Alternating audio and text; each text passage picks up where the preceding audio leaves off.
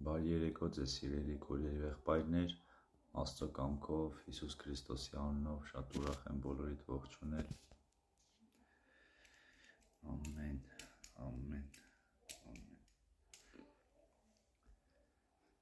Սիրելիներս, այսօրվա թեման Աստված միտք է տվել եւ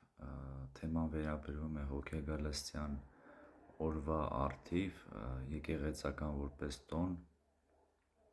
ամբողջ աշխարհում, սիրելիներս, այս տարի հունիսի 8-ը որպես նշվում է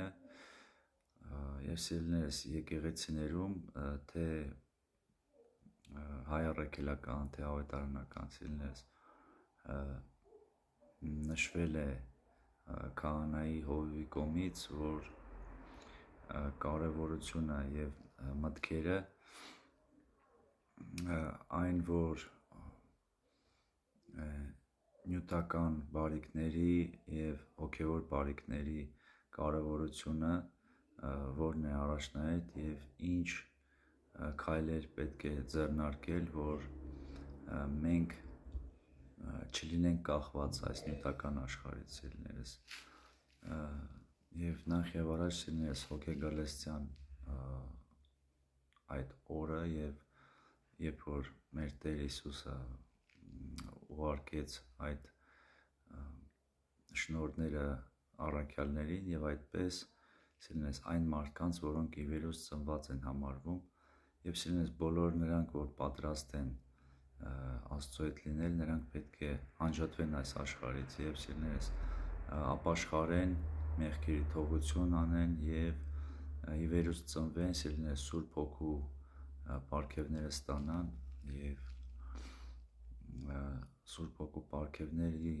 ամենաառաջի երեքը դա հույս հավատացերն է եւ հետո եւ մնացած 9 շնորհները, որը ասվում է Պողոս առաքյալի Կորինթացիների գլխում եւ սիրելիներս դա ամեն ինչը ինչի համար է, որովհետեւ առանց հույս հավատացիրո չես կարող դու ունենաս այդ պարգևները